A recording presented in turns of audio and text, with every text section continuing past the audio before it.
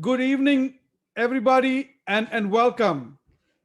Today is a very special day, and I'd like to welcome all our viewers, everybody on Zoom, as well as everybody on Facebook.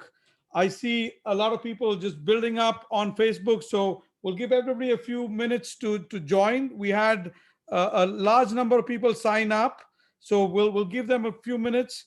But as you can see on the screen, it's going to be a fantastic evening today.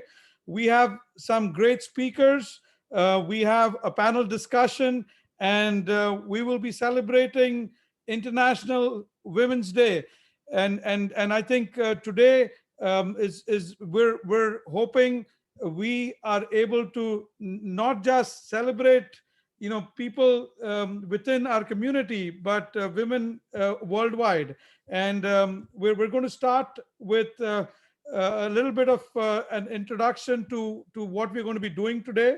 So we will have our keynote speaker, Lisson, who president of FedEx Express Canada. Lisson, for those of you who've been following women leaders, is one of the women leaders that people worldwide follow, and it is a privilege and honor to have her with us today. So it is fantastic. We're very lucky. In fact, we've been trying to pursue her to come to the chamber for many months now, and we were able to get her to come in now. Also, we have as our guest of honor the Honorable Mary Yang, Canada's Minister for Small Business, Export Promotion, and International Trade. Honorable Mary Yang is a big friend of the chamber, and she has been very generous with her time in the past, and today as well she's been quite generous with her time. So we'd like to thank her for that. And our panel will be Apurva Srivastava, the Consul General of India in Toronto, Her Worship Bonnie Crombie, Mayor of Mississauga, and Vasudha Seth, Director of Sales, ArcelorMittal Dofasco. And the moderator would be Sangeeta Iyer, documentary filmmaker, and somebody that we are kind of a little new to the chamber, but I think she will prove, as you will see later, her skills at positivity and making an impact. And moving on, my name is Vijay Thomas. Those of you who've been joining up, I am the president of the Indo-Canada Chamber of Commerce, and it is my honor to lead the Indo-Canada Chamber of Commerce, the ICCC. And this year and this month is very special. This month specifically is also the 44th birthday of the chamber. So the 12th of March is the 44th anniversary of the birthday of the chamber. So it is a couple of great things happening all together. And those of you following numbers, is also 75th anniversary for of Indian independence. So a lot of different things happening, and I think it is our privilege to be in this year and see a lot of these things happening. So moving on.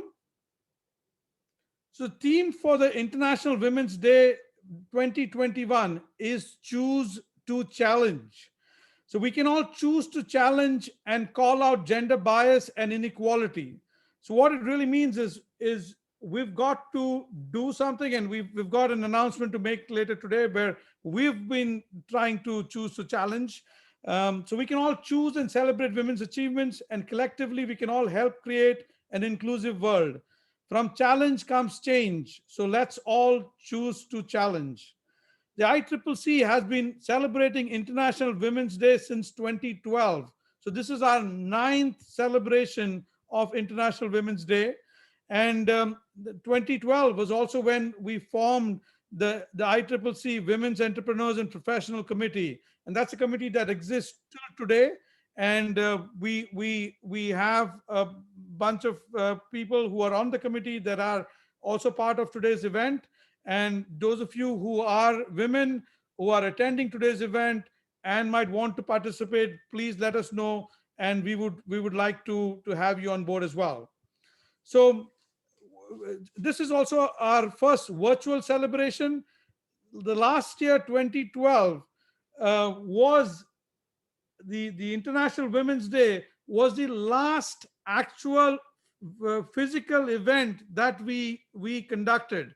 So it was very special for us, because after which we went into the whole virtual world. So the International Women's Day, and those of you who remember 2012, around this time, this is when COVID hit.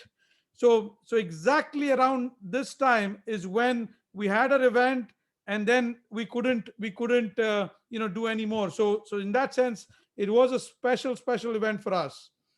So COVID-19 has taught us many lessons. One of them is to embrace digital, and which is what we're doing today. What we've been able to do today, and not just today specifically, but at the chamber, is with embracing digital, we've been able to reach more people through our events, which in the previous physical world, we were only able to reach people that actually made it to that room, right? So in that sense, now we have pivoted, and something that was a problem, we've actually made that into something that is a positive.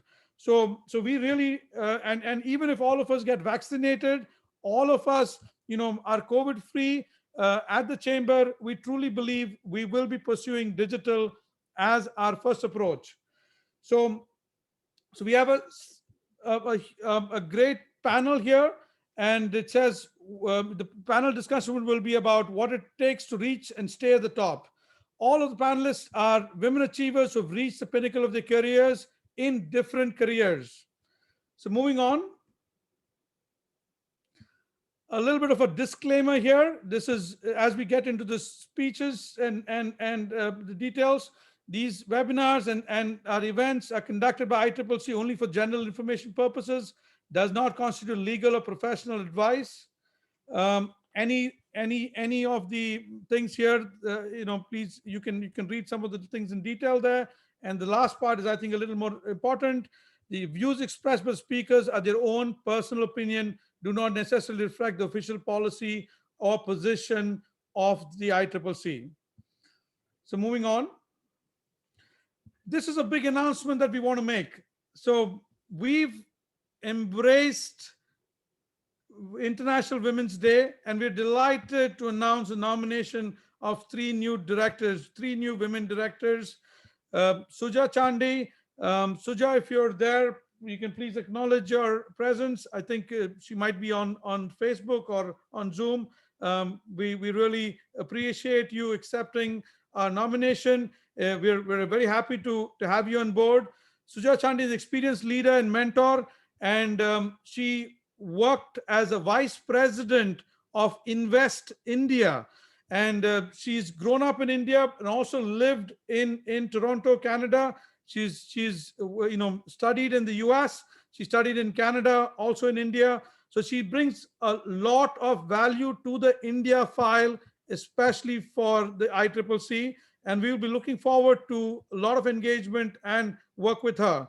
So her last position was as managing director of Nissan Digital in India. So somebody with a lot of experience in the India-Canada corridor, and somebody that we think will be an asset to the Indo-Canada Chamber of Commerce.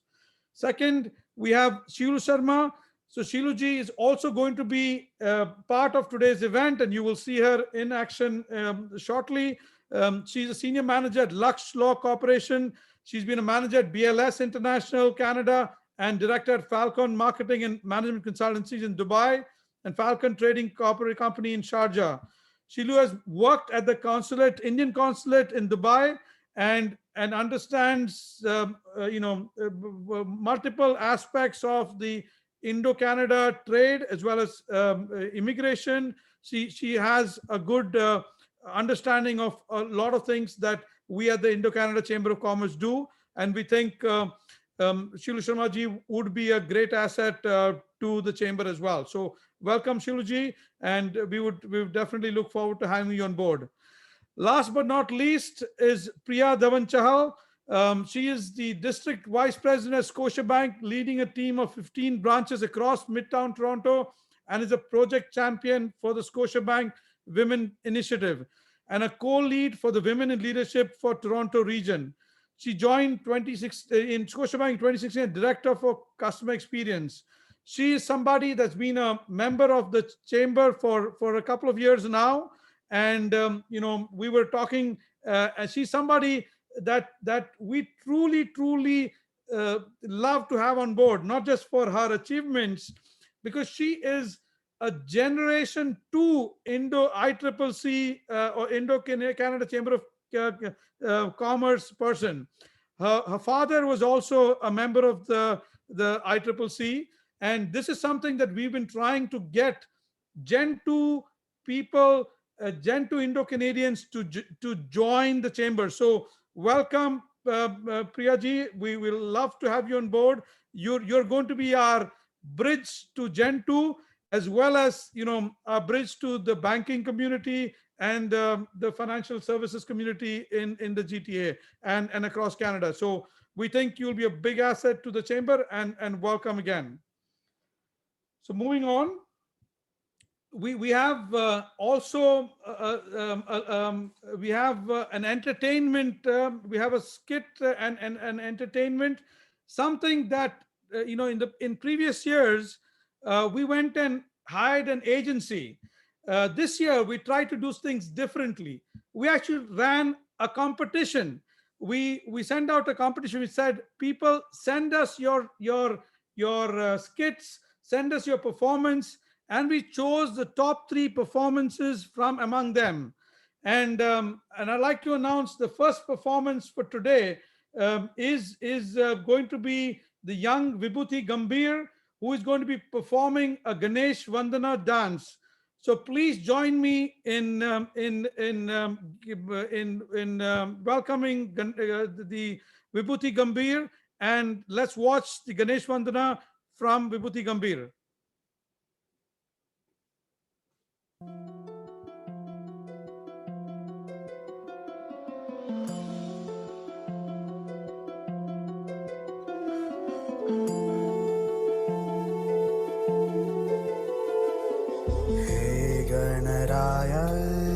तेरे बिना मैं आदि स्तुताय कहाँ चला मैं। हे गणराय तेरे बिना मैं आदि स्तुताय कहाँ चला मैं। आकार लेने लगा ख्वाब मेरा, साकार होते रुका ख्वाब मेरा। मेरे अधूरे कार्य सदी निरा दबा कर दे तू पूरे आज सानी दा पानी दा पामन server server Nipah. Namo Namo Namo नमस्ते, नमो नमो नमो नमो नमस्ते, नमो नमो नमो नमो नमस्ते, नमो नमो नमो नमो नमस्ते। बम बम गणपति गणेश जय जय है अम्ब हो, मूल मंत्र एक तेरा नाम जो नमो नमो। एक दंत शौर्यवंत दीन के सहाय तुम, अष्ट नष्ट और दुष्ट दृष्टि के उपाय तुम। बुद्धिमान सिद्धिमान सर्वशक्तिमान हो, मूल मंत्र एक तेरा नाम जो नमो नमो।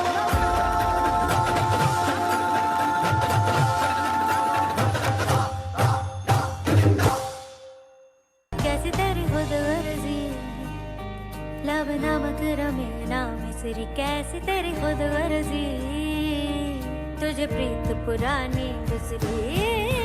मस्त मौला मस्त कलंदर, तू हवा का एक बवंडर, बुझ के यूं अंदर ही अंदर क्यों रहेगा।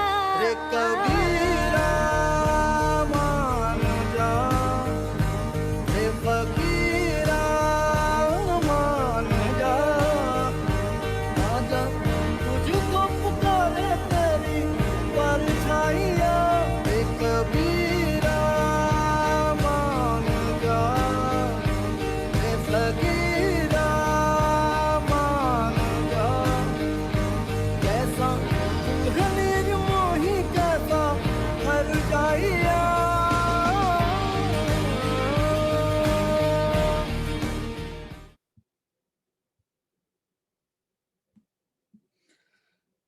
Thank you very much to Vibhuti Gambhir for that. That was fantastic. No wonder she made it to the top three there. And congratulations. And anybody watching, we will be doing many more of such events where we want to showcase talent within the ICCC family. And this is what we call crowdsourcing in business, but we're going to be using that to good effect within the Indo-Canadian ICCC family as well. With that, let's move to the keynote address. We have with us Lisa Lisson, the president of FedEx Express Canada. She is not here in person, but she recorded a message and sent it to us. She's known to be the first female and the first Canadian president of FedEx Express Canada. Now, this is a very male-dominated business, and for her to make it to the top of this business definitely speaks volumes. And no wonder today's panel discussion will be able to talk about how women leaders make it to the top and stay at the top. And here is somebody that definitely embodies that. So she leads a team of over 10,000 employees coast to coast, specialized in international and domestic courier solution.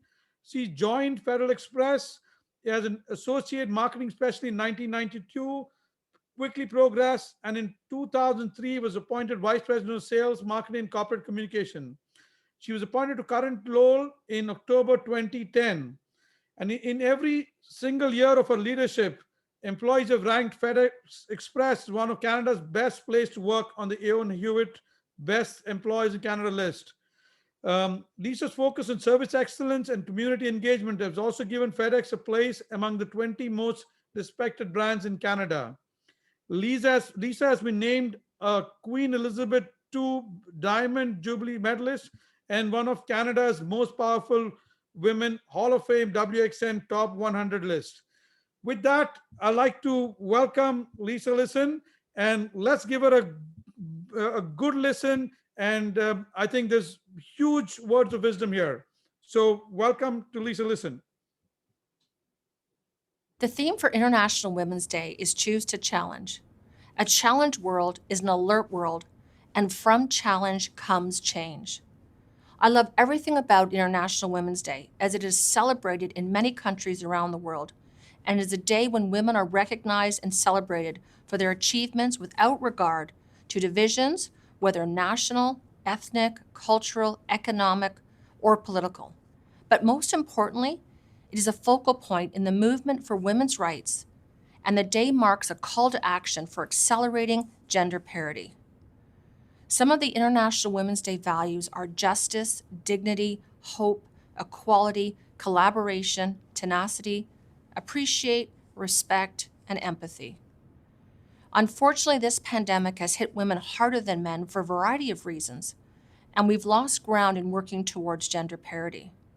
Primarily, women bear most of the responsibility for holding societies together, be it at home, in healthcare, at school, or caring for the elderly.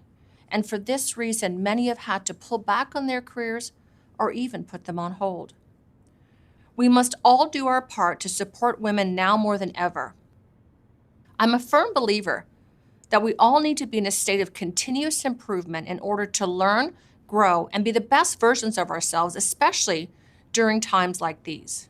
Having a growth mindset is key to success both personally and professionally. This pandemic has impacted everyone in some way. Now, unfortunately, life can really knock us down sometimes harder than other times, especially with everything going on in the world right now, with things being so uncertain. Nobody is immune from life challenges, absolutely nobody. But it's up to us whether we stay knocked down. Being resilient is key to this. Being resilient is a quality that allows people to come back at least as strong, if not stronger, than when they are knocked down by a life force, either personally or professionally. Rather than letting difficulties overcome them and drain them of their resolve, resilient people use their mind and thoughts to rise above and press on. I want to share my story of learning how to become resilient. As I've learned, we are all born with a resilient muscle, and it's up to us to decide if we want to strengthen it. The choice is ours. They say what doesn't break you makes you stronger, but I've come to learn there's an X factor in there that I've come to think of as resilience.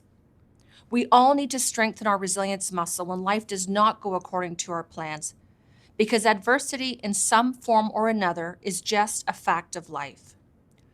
Some of the factors that make a person resilient are maintaining a positive attitude no matter what, being optimistic, being mindful, regulating our thoughts and emotions, the ability to look for life lessons in the tough times, and believing brighter days are ahead even when we're not sure how.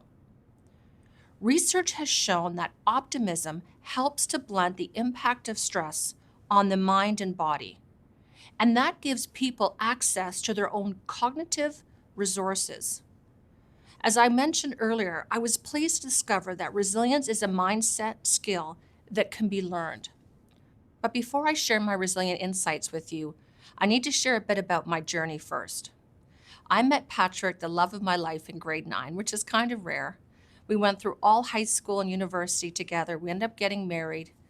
We ended up having 4 terrific kids, 3 girls and a boy. And I'm a firm believer that you can have children and a career, and one should not have to come at the expense of another. Life was good. We were both celebrating our successes, raising our kids, and we'd always go away every summer, just rent a cottage up north. And we were just coming back from a cottage rental, and we were putting the kids to bed, talking about how grateful we were for everything. And we went to sleep that night, and I hear a thump in the middle of the night, and I turn on the lights, and I realize that Patrick is not beside me. And I found him on the floor, and I realized he wasn't breathing. So I dialed 911, started CPR, and they ended up taking him to our local hospital, where they informed me he had had a heart attack. And they worked on him for many, many hours, and it seemed like forever. And I had a team of doctors basically come out and talk to me, and they basically said to me that I should let him go, that he was not going to have a meaningful life. And I asked the question, is he brain dead? And they said no. I said, is there a flicker? And they said yes. And I said, do miracles happen in this hospital? And they said, yes, miracles happen every single day. And I said, well, I need to know if I'm going to get mine. So I need you to hook him up to whatever you can, and I need to know if I'm going to get my miracle. And I spent the next 2 years from that date researching everything I could to try and wake up his mind, which was deprived from oxygen from his heart attack. He was in a vegetative state in every way possible, but after 2 very long years of trying to wait for a miracle, I realized it was not meant to be. And Patrick passed away in my arms 2 years, almost to the day after his heart attack, at the young age of 40, and our kids were 9, 7, 5, and 3. The grief hit me harder than I ever thought I knew, and I had to find a way to keep my footing for the sake of my children and to not let this bring me to my knees. At the time, I was a vice president of FedEx Canada. I began to look more closely at this idea of resilience. What did it mean? What was it made of? And looking back, it was my beautiful mom, who is my rock and my role model, who set me on my journey to resilience at the beginning of this very terrifying time in my life. I remember her saying, Lisa, life is not about what happens to you. It's about what you choose to do with what happens.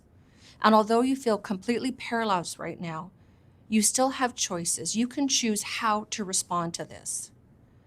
This was a critical first step for me. I realized while I couldn't control the hard turn my life had taken, I could focus my attitude and my response to it because that I could control. This gave me some control over the uncontrollable.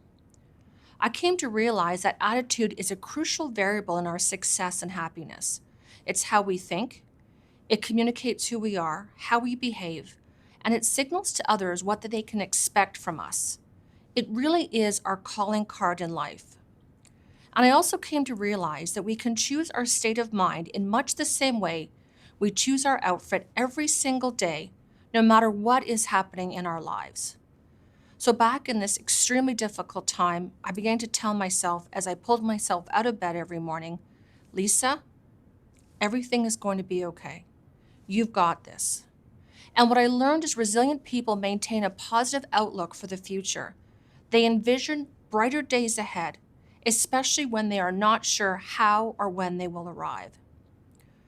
This also helped me to realize the most important conversations we have in life is with ourselves, and we must pay attention to our inner voice. It's way more powerful than we think it is. It sets the tone for our lives, and we believe what we think. I also realized how important it is to stay in the present moment, living with a grateful heart, to not allow our minds to live in the past unless we're going back there to seek out a life lesson, because we are not going backwards.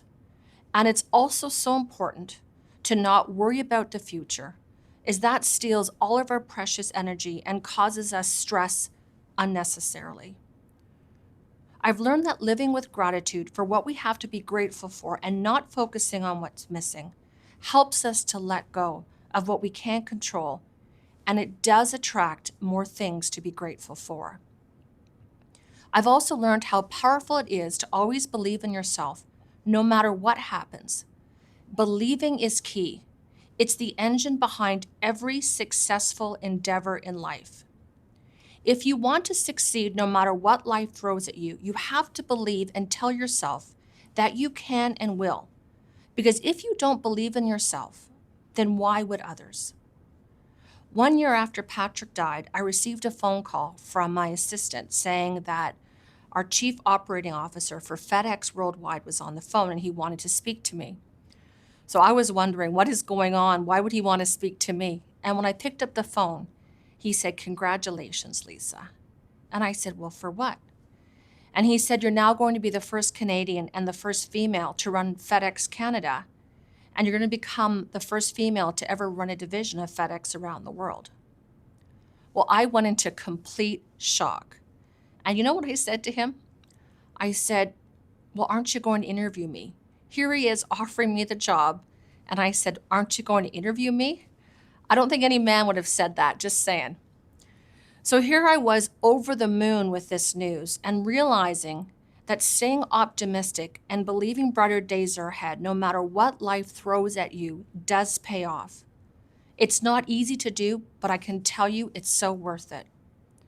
Research has proven that resilient and successful people write down their goals both personally and professionally, short and long term. They tell people about them. They determine what baby steps they can take tomorrow towards them, and they visualize them. Visualizing our goals is a very powerful tool. It's like having a personal trainer in our minds. So I had written down a goal to become the first Canadian and the first female to run FedEx Canada. And I let my intentions be known, and I visualized it happening. Another thing I learned in strengthening my resilience muscle is that it's so important that we make self-awareness and self-reflection a habit if we want to continue to succeed and grow. So let me say that I've learned to make self-awareness and self-reflection a high priority, and I've learned this is a pivotal factor in whether we'll succeed in life. So how do we do this? By carving out white space on our calendars, both personally and professionally. We have to step off the roller coaster of life to breathe, to pause and reflect on our goals, our mindset, to determine what further baby steps we can take towards our goals, to take time to read. I tell my children when I go upstairs to read, I said, unless the house is on fire, don't come knocking on my door. Mommy needs some quiet time. Or to take time to connect with friends, to get outside, to exercise in some way. White space is a must for me. I have learned it has not only made me a better person, but a better leader. These resilient strategies that I've shared with you, I use in my life both personally and professionally every single day. And they're evolving as I self-reflect in order to continue to learn and grow. They are not complicated, but sometimes the most simple things can be the most powerful and effective if we just apply them consistently. How we view adversity and stress strongly affects how we succeed. This is why having a resilient and positive mindset is so important, especially on the hard days, which we all have. Discovering that I learned to strengthen my resilience muscle, cope with unimaginable suffering, and bounce back from my loss stronger than ever is the greatest gift adversity taught me. It's so important to surround ourselves with people, places, and things that inspire us, and we must try to help others in any way we can. We rise when we lift each other up. And I've come to learn that happiness is truly a state of mind, one that must be cultivated every single day. I hope you commit to learning ways to strengthen your resilience muscle, which we all have the ability to do, and helps us deal with life forces both personally and professionally. It's just your willingness to learn. You owe it to yourself. Thank you. Thank you very much, Lisa. Listen, this is fantastic. I think all of us that was listening, and I think that was advice that's not just for women. I was listening intently as well. So I think men in the room, men watching as well, everything that Lisa Lisson said, I think is applicable. I think more, she was speaking to the women in the room, but I think the men in there, let's take that advice as well. Resilience is for all of us. So fantastic advice there. And we will definitely be writing to Lisa and mentioning that it was fantastic. With that, I'd like to hand it over to Shilu Sharma, our newest director at the Indo-Canada Chamber of Commerce, to take it from here. Thanks a lot, Vijay. So, good evening, friends. I'm Shilu Sharma. I'm brand new director of Indo-Canada Chamber of Commerce and senior manager at Lux Law, a Mississauga-based law firm. Welcome once again to Indo-Canada Chamber of Commerce 9th Annual International Women's Day celebration. It is my honor and privilege to introduce Honorable Mary Ng, our guest of honor for the Indo-Canada Chamber of Commerce 9th Annual International Women's Day celebration. The Honorable Mary Ng is Canada's Small Business Minister, Export Promotion and International Trade. She was elected as a Member of Parliament for Markham, Thornhill in April 2017. Minister Ng is a devoted community leader who has always believed in power of public service. Minister Ng is a devoted community leader and has always in power of public service. She has 20 years of experience in the area of education, women's leadership, and job creation. Minister Ng immigrated to Canada from Hong Kong with her family and grew up learning about struggle and eventual success that many new immigrants experience in Canada.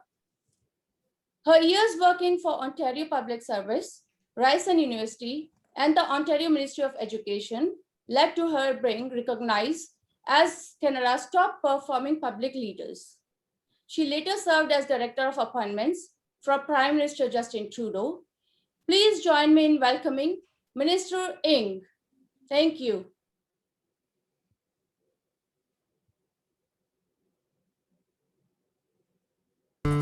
Hello, everyone, and happy International Women's Day.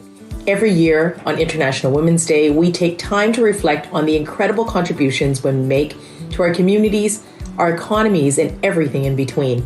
After a challenging year, which has disproportionately impacted women, we know that their inclusion and empowerment is the way forward. This is also a time to reaffirm our commitment to advancing gender equality. This is a key priority for our government, and there is still more work ahead of us to achieving the full and equal participation of women in every space, from boardrooms and businesses to classrooms and community centers. Looking ahead to our shared future and recovery from COVID-19, we know that supporting women is the smartest thing that we can do. By advancing gender equality, we can add up to $150 billion to the Canadian economy, and if the world follows suit, $12 trillion to the global economy. These aren't just numbers, these are opportunities. This is why in 2018, our government invested nearly $5 billion in the new Women's Entrepreneurship Strategy, a cross-government initiative that I lead. This investment provides women entrepreneurs and business owners with access to financing, support networks, and expertise so that they can start up, scale up, and expand and access new markets, including international markets secured by Canada's 14 free trade agreements. And to ensure that we don't lose the gains that we've made in women's economic advancement, our government invested an additional $15 million to the Women's Entrepreneurship Ecosystem Fund to support women-owned businesses throughout this crisis. We know that there is much more to be done, and we are accelerating our work on the next phase of the Women's Entrepreneurship Strategy in order to deliver an inclusive economic recovery as we start to look beyond this pandemic. And this is not all. Our government's approach to supporting the success of women in business goes further than direct business investments and emergency supports. Taking action means supporting women in a kaleidoscope of ways, from income supports for raising children to paid parental leave and universal childcare. It means legislating pay equity, having a strategy to address gender-based violence, and making inclusive investments to ensure women-owned businesses grow in Canada and around the world. These are more than social policies. These are important economic policies, and it will be critical to our recovery from COVID-19. So this International Women's Day, I want to encourage every single Canadian to take action in ways, big and small, to support women and advance gender equality, and know that your government is right there with you. Thank you. Merci. Thank you, Minister Eng. With that message, I think one thing that came out of there's a lot of potential in women, getting back to the workforce. $12 trillion. I think that's a huge number, and I think Canada and the world should be looking at doing that. And we at the ICCC are making sure that we find ways to make sure that we can leverage the power of the women workforce. With that, we'd like to get to another entertainment section. This is a skit done by a group of women who have come together to find time from their daily routine of maintaining their home and careers, and they're going to perform a Kathak dance. This is truly inspirational.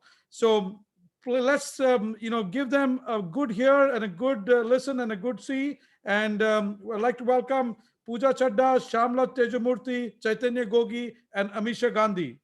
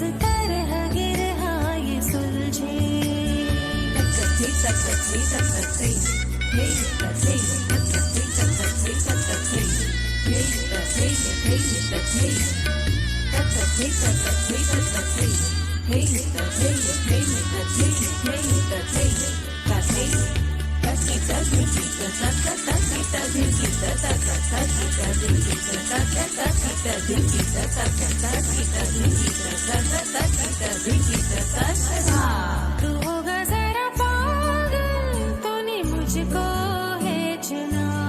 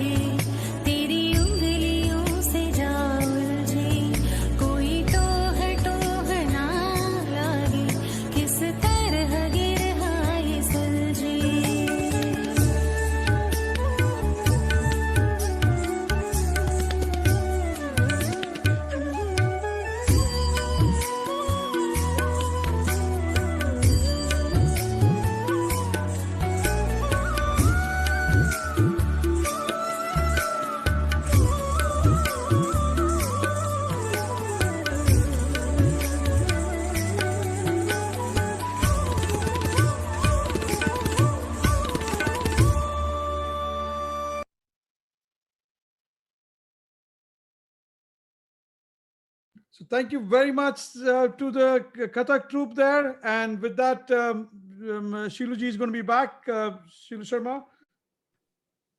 It is time now for our panel discussion. It gives me immense pleasure to introduce to you Sangeeta Iyer, our moderator for panel discussion.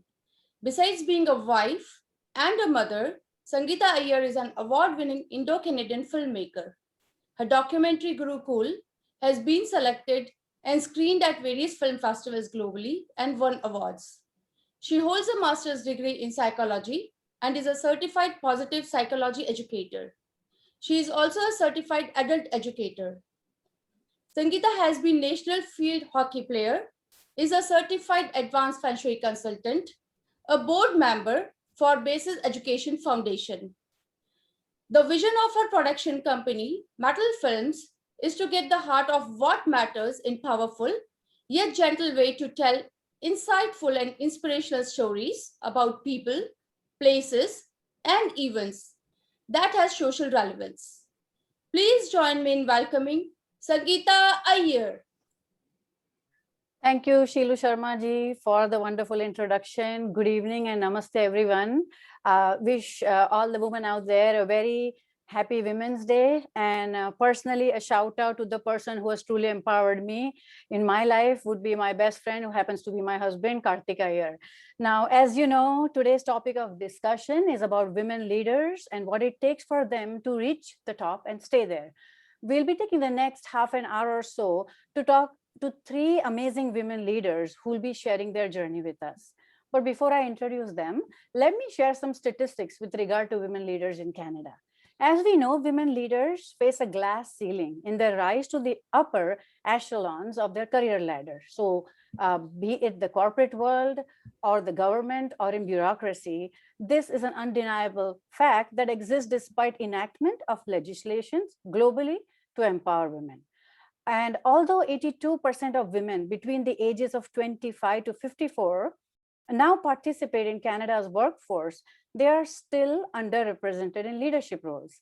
For instance, women hold only 25% of VP positions and just 15% of CEO positions. We just heard our keynote speaker, Lisson, and I can say that I've had the privilege to work at FedEx Canada while she was appointed in that leadership position. So women are also underrepresented in Canadian government. Currently, women make up to 27% of the House of Commons, which is the highest percentage in Canada's history. And that's a great thing. However, that number should be much higher, close to 50% to be considered a true representation of our population. In a 2017 global ranking of gender equality, national parliaments placed Canada at number 63, falling behind Rwanda, Mexico, Afghanistan, and South Sudan. So having shared that little piece of information with you, without further delay, let me briefly introduce three amazing women leaders who have reached the pinnacle of their careers. First up, we have with us Apurva Srivastava, the Consul General of India in Toronto. Apurva Srivastava is a career diplomat with 2 decades of global experience that involves 2 stints at the Indian Embassy in Paris and at the Indian Embassy in Kathmandu and at the Ministry of External Affairs. She has been in Toronto since 2019 and has built a formidable reputation in promoting bilateral relations between Canada and India and connecting with the Indo-Canadian diaspora. Welcome, Apurva ji. If you're here, it's wonderful to have you with us. I think Sangeeta ji, Yes. Apurva ji is probably running a little late. Okay. Can we start with, I see Mayor Crombie and Vasudha Seth both there. So Absolutely. yeah. Absolutely. So next up is someone we all know. We have her worship, the mayor of Mississauga, Bonnie Crombie. Since her election as mayor in 2014, Mayor Bonnie Crombie has diligently worked to hold the line on taxes, invested in improving traffic congestion and building transit, attracted major economic development while managing the growth of Canada's 6th largest city. No easy feat, but she has achieved it all. Mayor Crombie has served as the Ward 5 City Councillor and as Member of Parliament for Mississauga Streetsville. Before entering public service, Mayor Crombie enjoyed a 20-year career in business. Welcome, Mayor Crombie. It's a delight to have you here with us this evening. Good evening, and thanks for having me on board tonight. A pleasure to be here. Very lovely to see you, and thank you again. If I have left anything out in your introduction, please feel free to add. But I was wondering if you could take a couple of minutes and share with us your journey regarding what it takes to kind of reach to where you are and stay there. And you've done that more than once now. So we look forward to hearing that story. Well, thank you for this opportunity, Sangeeta and Vijay. Vijay and I are old friends, so Surinder Sharma too. Vijay and I have been to India a few times together. You know, women in politics, women in business, women in senior management positions. You've met a cabinet minister earlier, you've met a CEO. What incredible women we have in the GTA. I'm very proud. But that said, only 25% of politicians, of mayors in Canada are women. And in the big city mayors club, there are 23 municipalities that participate. Only 4 of us are women. Wow. Only 4 of us, myself, the new mayor in Regina, the mayor of Montreal, Val Plante, and the mayor of Longueuil. So that's it. The others are smaller municipalities or that have women as their mayors, or the big city mayors, the balance are men. So it's very interesting. If you want to hear about my journey, I mean, I was looking through your questions. Are you going to be going through those, or do you want me to address some of those now? Yeah, we could. It's just before I bring Vasudha Seth on, we just kind of wanted to talk a little bit about the topic that we're sticking to today, is about how you reach where you are and how you stay there. Just a couple of minutes of, you know, Sure. words of wisdom there. So appreciate the question. I've always been political.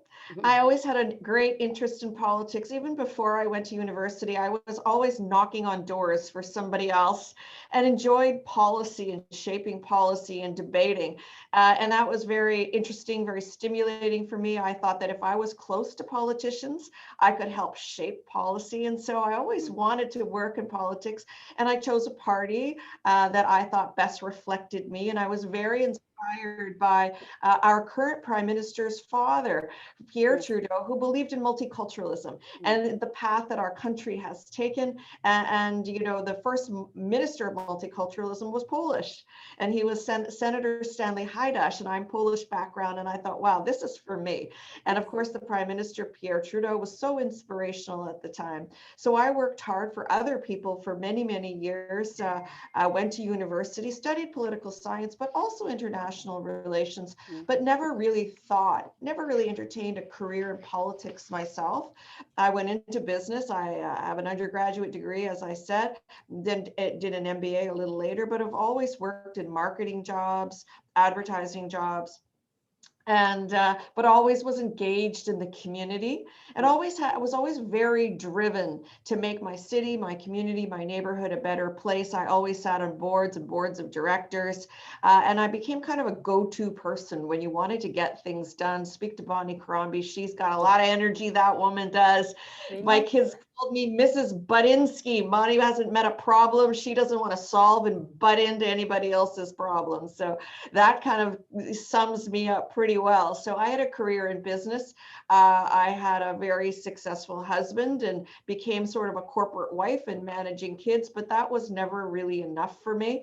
And so one day when I was, people said, you know, you're a business person, you're a community leader, you're well connected in the community. And by the way, you're a woman, and we need more women in politics. Why don't you consider running yourself? And I thought, me? Me? I think my response, like Lisa's, was when she said, you need to interview me. I said, oh, no. I know a really great guy. I'm going to bring him on board.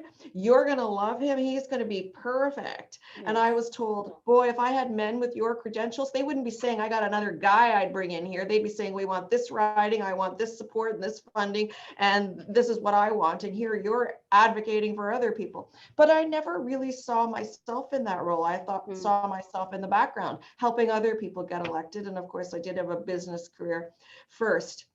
But then it became apparent I was a logical choice because I was plugged into the community. I worked at the grassroots. I sat on so many boards. I helped build the cancer center at Credit Valley Hospital. I was the vice chair of the panel on the arts looking for sustainable funding. I sat on school boards and you name it. I was engaged and involved. And I thought, you know what? Maybe this is just that next step for me of being involved in the community, giving back and help making this my community, my city. And at the time it was my riding because I had to run for a Liberal nomination in Streetsville. This is my way of giving back if I could ever win. But of course they put you through an open nomination. That meant I ran against 7 other people, 1 other woman, 5 other men. And I thought, oh my goodness. And they're ranked ballots. If you understand what a ranked ballot is, you state your preference.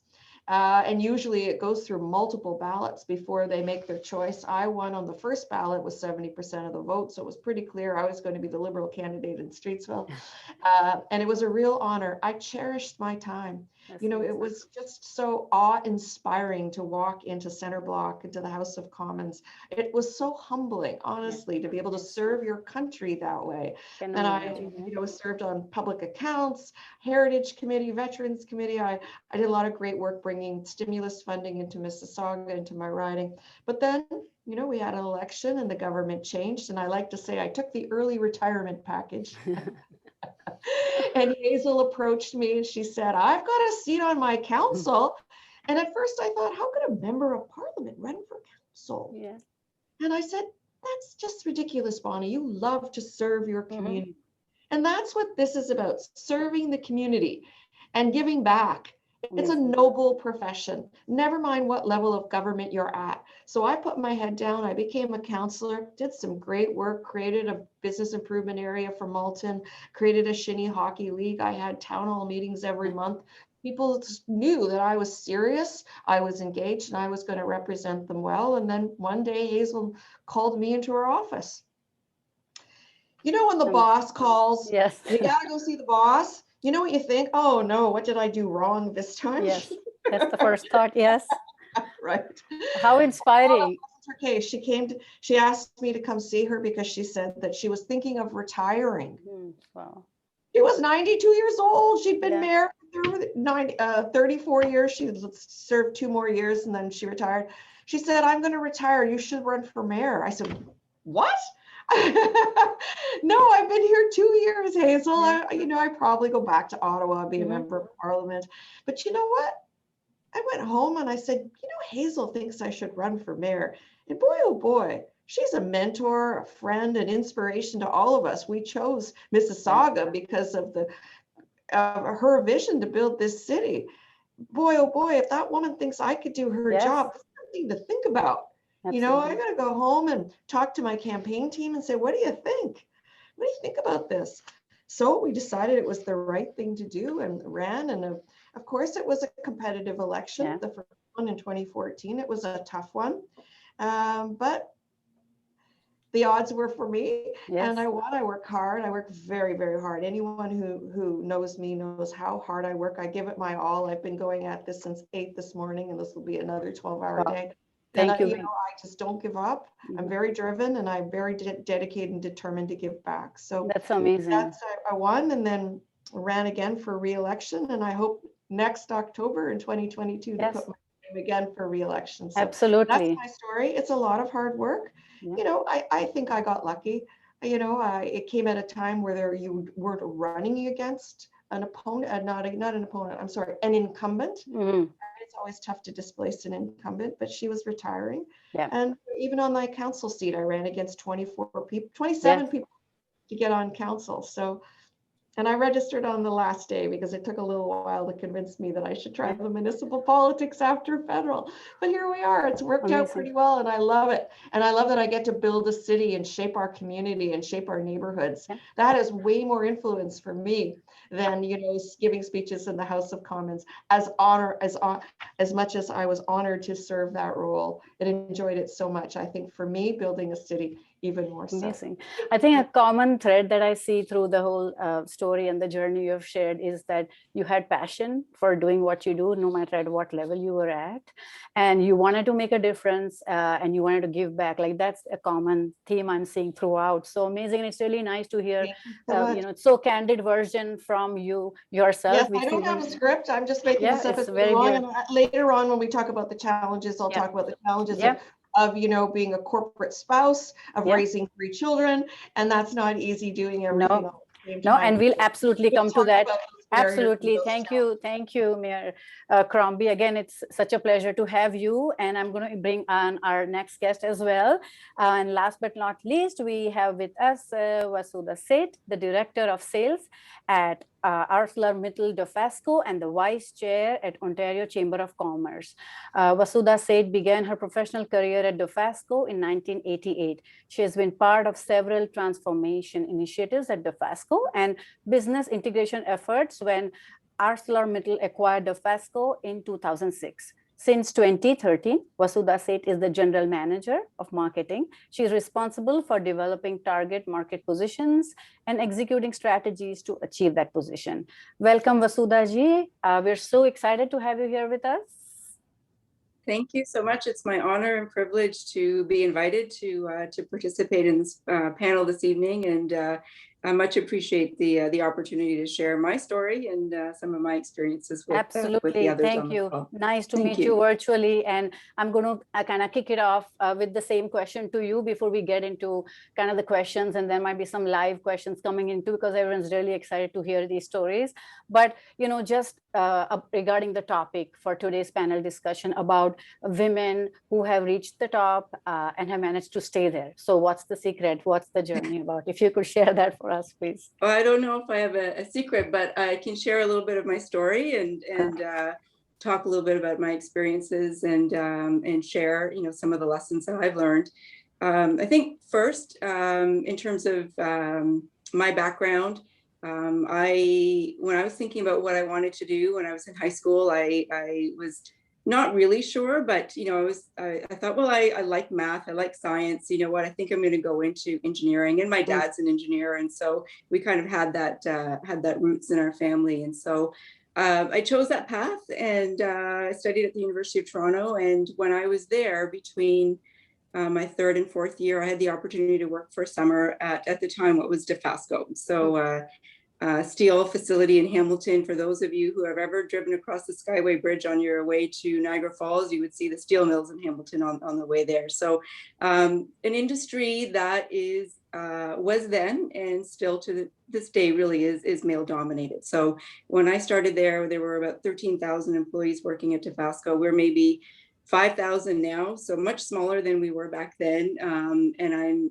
really happy to say there's been a tremendous change in terms of the demographics of the company. There's certainly a lot more women in professional and also in some manufacturing roles, and more women in leadership roles. And certainly I'm one of the examples of one of those people that's done that. But I will also say part of my journey was realizing fairly early on that even though I studied engineering and I entered into this industry from more of a technical entry point, I realized fairly quickly that I probably wasn't the best fit for really where my strengths were. And I chose to expand a little bit of my thinking and push myself a little further. And I did my MBA as well, and realized that maybe going down a little bit more of that business and strategy path was maybe a better fit for me. And so I think one of the lessons along the way is being open-minded to think about maybe things you start down one path,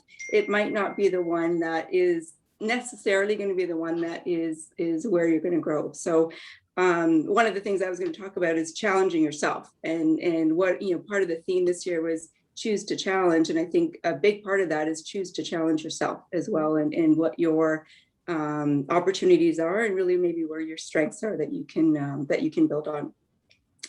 So, I was thinking about one of the stories that was said earlier, and I really appreciate hearing the comments from Mayor Crombie, and it's an honor to be on this panel with you, Mayor. I am a resident of Mississauga as well. I just want to say we moved to Mississauga in 1979, actually not far after the train derailment, if you remember when that happened, but my family's lived in Mississauga for many years. And so I still do, and I've raised my children here as well.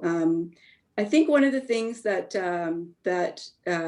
in my career early on was recognizing that there's sometimes the softer skills are things that you don't even realize that you have. And those are sometimes the things that help you differentiate what you can bring to help make your business succeed and help yourself succeed. And a story that goes back to the story that I think we heard from the president of FedEx, Lisson, is I had a similar call from the boss, and the boss was the CEO of DeFasco at the time, and he's since retired.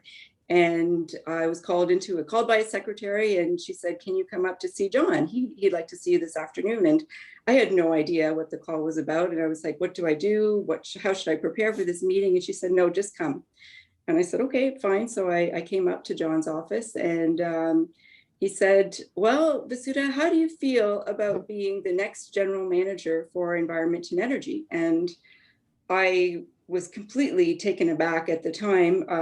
I remember feeling like my knees were shaking because I was, quite surprised by the question.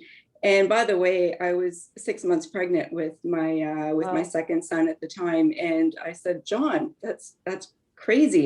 I'm about to go on maternity leave." And he said, "No, but that doesn't change that doesn't take away from making the right decision. If that's the right decision for us, for the company, for you, we will wait for you to come back from your maternity leave before you enter into that role." And I was completely taken aback by that. It goes to, I think, the challenge yourself and be willing to sometimes take on your risks, even though it was frightening and it was scary, but it was, I look back and I think it was one of the best decisions that I had made in my career. So, and things just continue to go from there. So we'll talk about that, I think, more in terms of the discussion. But I think one of the things is challenge yourself, be prepared to take on some risks, and don't underestimate some of the things that you bring to the table that maybe you don't even realize sometimes you have those skills and they take you forward in your career. So so that's a little bit of what I would say in terms of my journey. Amazing. What an amazing journey. And you're so right about what you said about challenging yourself and being open to change, because sometimes, and it's important to realize our strengths and our weaknesses. And I can totally, connect with the point you made about soft skills and how we sometimes don't know, because I grew up being a national hockey player, and I didn't realize at the time while I was playing the sport and having so much fun and loving the game that I was developing a lot of leadership skills, which really came in handy in my corporate life journey. So it was so transferable, but I didn't realize at the time. And even your company, I mean, I've heard of DeFasco a lot. My husband's an engineer too, so probably that's why the name. And I think it's a very famous corporate slogan that our product is steel, our people, our strength is people. That's it. It's so amazing. So many people remember that logo because, and that slogan that we have, our product is steel, our strength is people. Absolutely. And that's right. I mean, I think you already said that, and I had that question for you later on, but you already, said that it's a steel company, it's a male dominated industry. So, I mean, it's really commendable what you achieved in a male dominated industry. And the fact that it was really nice to hear that your organization was willing to wait for you to come back for mat leave because you were the right choice. We don't hear these stories very often. So that was really amazing. Thank you for sharing that with us. And yes, we will get to more questions. I just want to check. Sangeeta ji, we have Apurva ji here as well. So okay. So well, we have Apurva Srivastav. As I said, she's the Consul General of India in Toronto. Apurva Srivastav is a career diplomat with 2 decades of global experience that involves 2 stints at the Indian Embassy in Paris, at the Indian Embassy in Kathmandu, and at the Ministry of External Affairs. She has been in Toronto since 2019 and has built a formidable reputation in promoting bilateral relations between Canada and India and connecting with the Indo-Canadian diaspora. Welcome, Apurva ji. It's wonderful to have you here with us this evening. Thank you. Thank you so much, Sangeeta ji, thank you ICCC for inviting me. And I'm so absolutely honored to be in among such esteemed panel. Mayor Crombie, Vasudha ji, I'm really, really honored. Thank you for inviting me. three super amazing women, and I feel privileged to be here talking to all three of you. And I'm going to start with the same question that I asked Mayor Crombie and Vasudha-ji as well, is about your journey and what it took for you to get where you are, to the top, and stay there. If you could share a little bit in a couple of minutes with us. Yeah, sure. My parents, my father was a bureaucrat. I mean, we in Uttar Pradesh, he wanted, one of his child to, follow his footsteps, so as to say, like many Indian parents. And, I am the youngest among my siblings. So, my brothers decided to do whatever they wanted to do, and they didn't want to get into civil services. So, the mantle fell on me. So it was not a choice, but, it was kind of forced upon me. And my father was basically, he was the inspiration for me to get into it and get into the service. So I knew, because my father was in civil services, the administrative services, so I knew about, administration within India. But when I got through, because this is a one big huge exam which happens every year in a 3-stage exam, and all the top civil services are selected in India through that examination. So it's based on your merit plus your rank in the whole, and then your choice. So you never know what you'll get. You might be an administrator, you might end into a police, you might be managing railways, or you might be a diplomat. So it's a kind of a I ended up being a diplomat. I didn't know anybody. I mean, I didn't know anybody who was a diplomat earlier in my life, because I've never, it's not a very common thing, because there are very few diplomats, mainly living in Delhi or abroad. So I didn't had any interaction with them.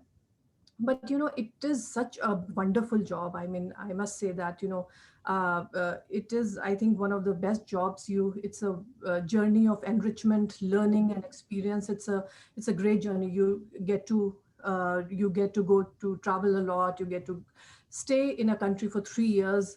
You absorb the culture, you immerse in the culture, you make lifelong friends. So it's been a great journey. So for every diplomat, you have to learn a language as a specialization. Right. So I chose French. So I was sent to Paris for my first posting. Yes. So I mean, cool. So I did my first posting there. Of course, a lot of learning experience there. With France, we have strategic partners, great relationships, space, nuclear, everything, defense. I came back to India, did some, organized the SAARC summit and few other things. Again, went to Kathmandu, another very important country, because it's neighboring along common border, open border. Yeah. So it's again a very strategic country for us. After that, it just happened that my ambassador in Nepal was going as our ambassador to Paris. So he kind of dragged me and my husband, because we both were there, to Paris. So I got a second posting in Paris. After that, I came back to Delhi, did few things.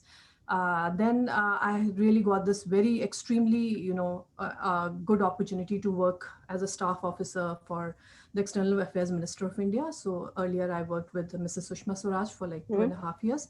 And then for around 4 months with Dr. Jaishankar before coming here to Toronto.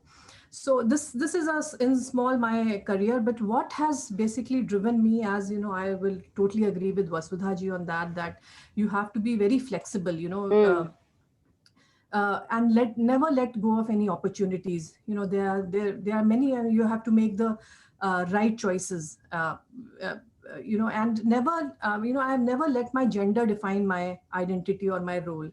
I have to take ownership of each opportunity. My thing is, you have to be greedy, you have to be ambitious, and do not let others determine your destination. You have to be fierce, fearless, and flawed. I mean, and flexible, improvise as you go. And one thing which I always wanted to do, but I have never been able to implement in my own life, is that I hope I don't get apologetic or guilty too much, because there is always a thing that I should have spent more time with my children. or my family. That I have still not got over with, but I hope I will gradually get over that. But and at the end of the day, don't take yourself too seriously. Too seriously. That's amazing. So even though you didn't plan this originally, the fact that you're loving it and enjoying it, Definitely. and it's your passion now is great, and it just so beautifully falls in line with the next question that I had in mind. So it's a great segue what you just said, because I was going to ask that, I personally believe that, and I just speak from my experience, we could all have different experiences, that a woman's ecosystem or a support system is very critical when it comes to her success and sense of empowerment. So I felt really empowered when I was in the corporate world at the peak of my career because of my support system, because they allowed me to do the things that I wanted to do. But one fine day, I decided to quit my corporate job and become a stay-at-home mom, which was a little shock because very overnight.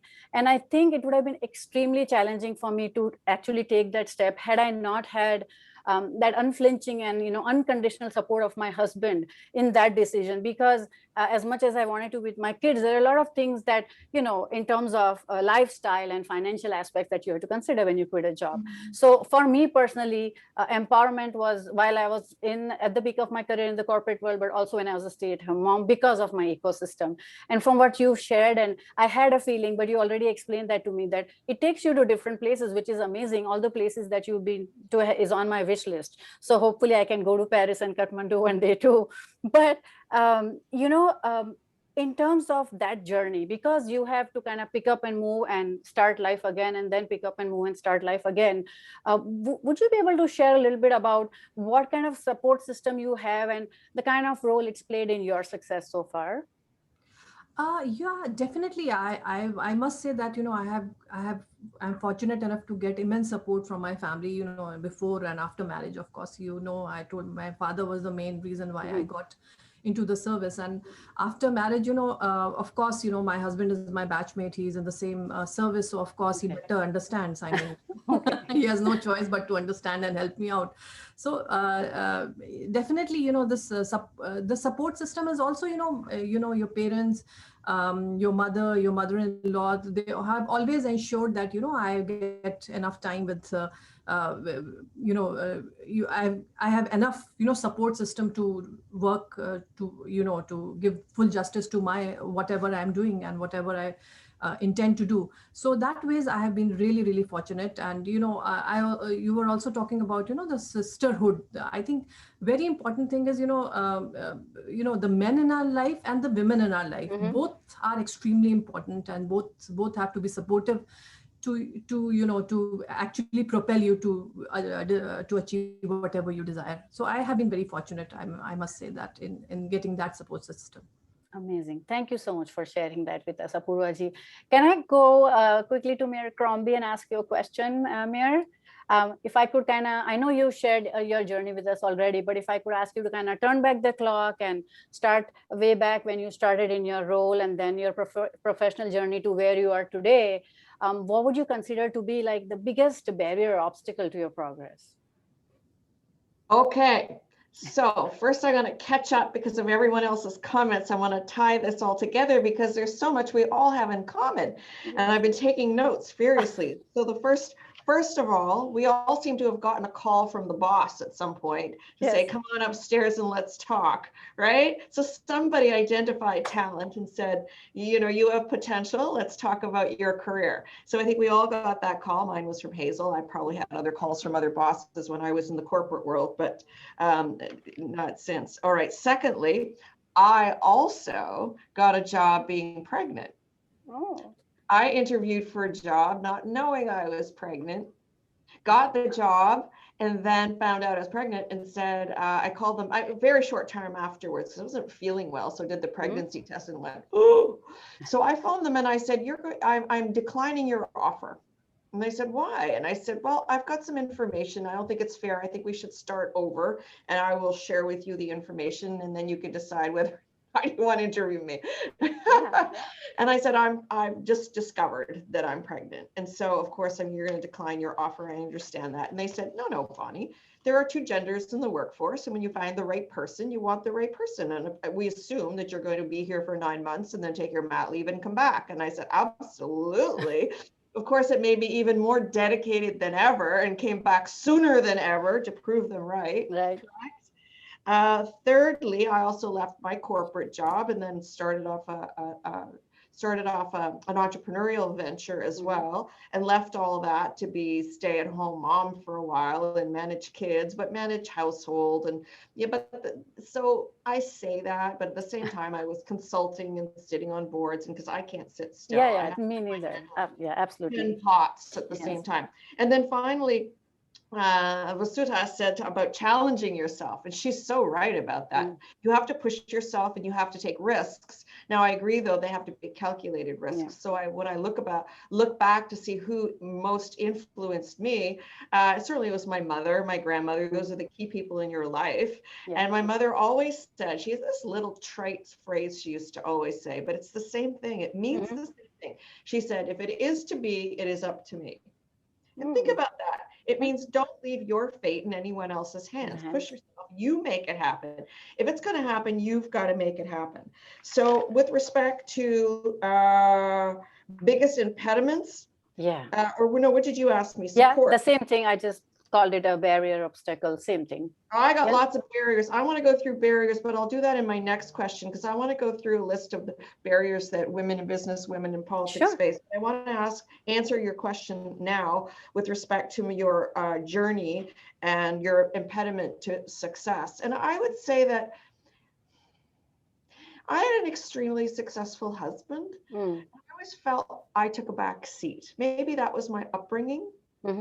You know, he was a Harvard MBA, had a big career in finance. Isn't that awful? And so when time came to juggle everything and everyone, of course, I thought it should be me that should step aside. I think you made that choice, Sangeeta, too. When things got too busy, you know, I've got little children, I've got parents, I've got households, I got to be corporate wife, and it was me. I became pretty frustrated and probably pretty grumpy. But that's what I realized. I took that sabbatical. I did take a sabbatical, did a lot of consulting work and sat on those boards, as I said. But I felt like I had to play that back seat. And I do regret that. I do wish I hadn't done that. And I do wish I had gone into politics sooner. And maybe that's one of my regrets. But in terms of support, it was always close family, mentors like your mother and your grandmother, your aunties, you know, those mentor women you have in your life. So I did have a supportive family, but I will share with you, no matter how supportive your spouse and your family is, when you have a highly demanding job that is high pressure, you know, that puts a lot of strain on relationships. And at the end of the day, it's tough. It's tough on marriages, particularly political marriages, where I'm expected to be out in the community every night, every weekend, not a lot of time for nurturing and for relationships. So it did take a toll on my personal life. But you know, that's a choice I made too, because that's the career path I took. I love it. I wouldn't change it, but it did take a big toll. It does. You're so right. And like you said earlier about me too, I made that decision on my own. It was not a pressure I was feeling from my spouse, but I felt I had to do it. And it was very hard when you're used to being a career woman and then suddenly you stop. But, you know, like Vasudha ji said earlier, that change is good sometimes. When I look back, that's how I became a filmmaker. And that's how I got into positive psychology, because that was my background. Now I've been doing a lot of training and soft skills training and positive psychology training and making films, which I think was my calling anyways. There you go. It all worked out. You know, women, this is maybe our upbringing. I don't know, it's cultural pressure, your upbringing, I'm not sure. But when the push came to shove and somebody had to take a step back so that everything could be managed, I felt it should be me. Thank you. Thank you so much. And maybe then I'll go to Vasudha ji for this one, because she kind of talked about it a little bit already about the FASCO and, you know, it being a male dominated industry and everything. But, you know, just a few days back, I think we celebrated Zero Discrimination Day globally. And so the question that comes to mind for you is, you know, was there any sort of discrimination that you may have faced in your career, Vasudha ji, and how did you overcome it because of the kind of industry you were in? I'll be honest. I looked at that question and I look back and I don't really feel like I suffered from discrimination in my career in terms of, whether that was being female in a male-dominated industry or being, visible minority in a community that, at the time was didn't have as much diversity as we certainly see today. So, I think being in a company that was very people-oriented and very family-oriented in many ways, it aligned with my values and it aligned with my ambitions and the flexibility that I was looking for at times in my career as well. So, I again, in terms of sharing stories, I'll share another one with you, which is again one of the questions around how do you try to balance your career and your family. And in some cases, we've talked about yourself and Mayor Crombie taking time to be more. I know stay-at-home parent, but at the same time, it doesn't sound like that was really quite the case with you because you're both pretty active during that time. And I didn't do that. I chose to continue working while I was raising my family. And I think it's really impossible to say that you can't say there's times when you feel like something you're not able to put 100% into either. And I think that's. I think we're sometimes kidding ourselves when we say we can, and there are those things that are balanced. But so maybe this isn't really a question around discrimination, but I think the story for me was when I did feel that there was that challenge, and I tried to find some ways to be a little bit more flexible within the workforce. And I remember going to my boss at the time, and at this time now I was a general manager, and I was looking for a little bit more flexibility. And I remember going to his office and asking him, I said, what do you think about maybe me working part-time or, a different kind of arrangement? Now, this is 25 or, 20 years ago, I guess. And the flexibility that we have in our workplaces today didn't exist at that time. And I think the barrier for me was making that choice then, because the answer I got back from somebody who, by the way, was probably one of the most progressive leaders in our company at the time was, it probably wouldn't be looked upon well. Right. And that really kind of shocked me at the time. I thought, I can't believe my most progressive leader in the company is telling me this. But in retrospect, I look back and he was being honest. He was being honest about really the nature of the way the company worked at the time. And so I don't know that I would call it discrimination, but it was really more around at that time, what was the flexibility that we maybe in some ways take for granted in the workplace today didn't exist at that time. And those were some of the challenges that you then felt like maybe I had to make a bit of a choice, because as a female leader, and probably the most senior female leader in our company at the time, it just wasn't the norm. So if you're comparing yourself against all of the other male leaders who don't necessarily seek or ask for that flexibility, you do feel a little bit like that's a bit of a bias, really, against what maybe the needs of female leaders are, certainly at that time in your career when you are trying to balance your professional and your personal life. So it wasn't necessarily an impediment, but it was a personal choice then, right? And then you come into that situation where you're trying to balance those personal choices and be the best that you can as a in your personal life and in your professional life. True. Thank you so much. And there's this, and I'll ask Vijayji actually, how are we doing on time? It's like 4 women talking and we forgot about everyone else. So I'm not even watching the clock, but are we okay? We've not had too many people drop off, so I think we can take a little more time. So as long as 3 of you, I have a couple of more questions. Yes, I think there's a lot of interest. People, I am listening intently, and I must say, a lot of what you guys are talking about, I think will resonate with men as well. So I think a lot of what you're saying, I think we can steal some of those ideas ourselves. Yes. Thank you. Yeah. So this is a question I think I'd like all 3 of you to kind of answer, because it's probably going to be a very unique response, because there is this belief that, it gets easier after reaching the top, or the higher up you go, the easier it gets. Now, I personally feel that's a myth. I don't know if you think that too, but if it is a myth, and if you'd like to kind of debunk the myth, I'd love to hear, or we'd all love to hear what you think of that statement. So I don't know who, maybe Mayor Crombie, and then Vasudha ji and Apurva ji. I'm just looking at the screen and going in that order. Sure, I can see you've jumped down to our questions, but I do want to address a couple. I am terrible about not sticking to the script. I'll do it in one sweep. So Okay. the sorts of discrimination I faced, like I'm pretty assertive, so nobody's going to, mess with me in terms of putting me in some sort of box. But I will say, maybe because I'm a middle-aged blonde woman, I don't know, but I get underestimated. I can't tell you how much I love that. It is the biggest advantage I have. It's like, okay.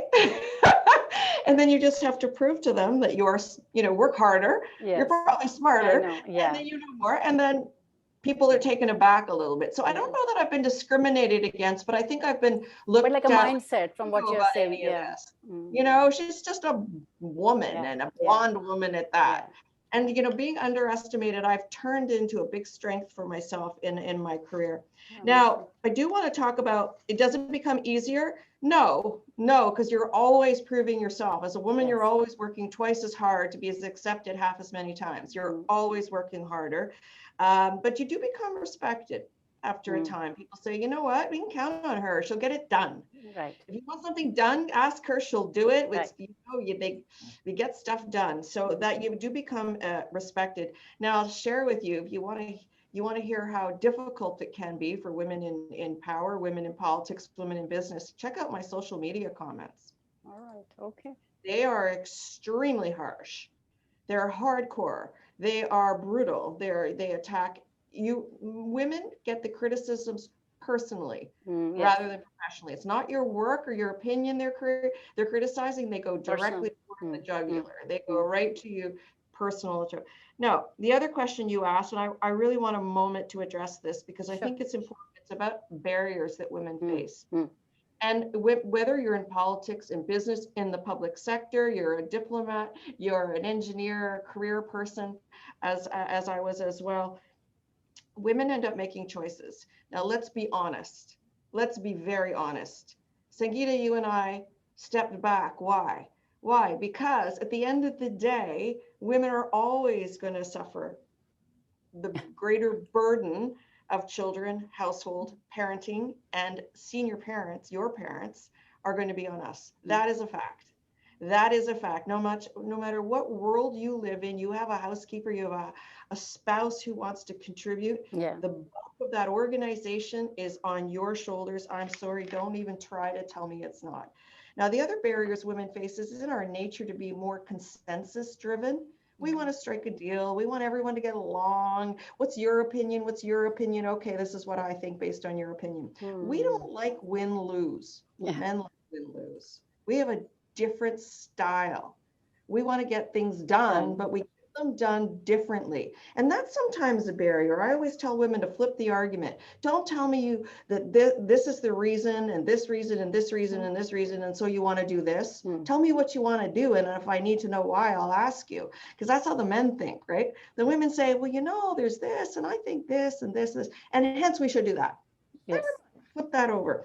Women don't like asking for more money. They don't like to promote themselves. Yes. No one goes into their performance review saying, I think I've done an incredible job. I should be highly successful this year, rated high achiever, and I need this kind of money. Women don't do that. No. Women go in highly prepared. Here are my accomplishments. But of course, I messed up this and this, right? To match that, not a chance. Not a chance. They know how to self-promote themselves. They know how to market themselves in a way we didn't even think about, ladies. Yeah. They're on it. This is what I did. Never mind them. I did this and this and this. Are they going to say what they didn't do well? Not a chance. And they have also the opportunity to network and to market with their bosses.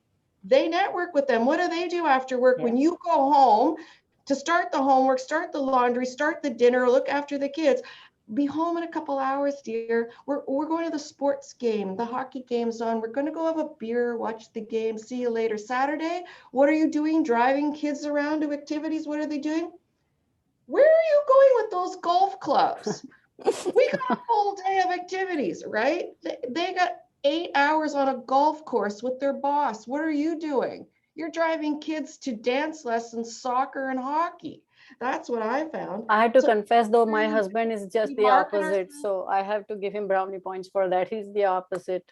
I have Some to tell people do, him, oh, yeah, fishing, yeah, whatever. But anyways, this is typical. I'll just do yeah. a couple more and then I'll wrap this up. I already talked about being overwhelming duty with the kids. The final one I'll talk about is the flexibility. I mean, we assume, I Yeah. dropped out. Many women drop out of the corporate world.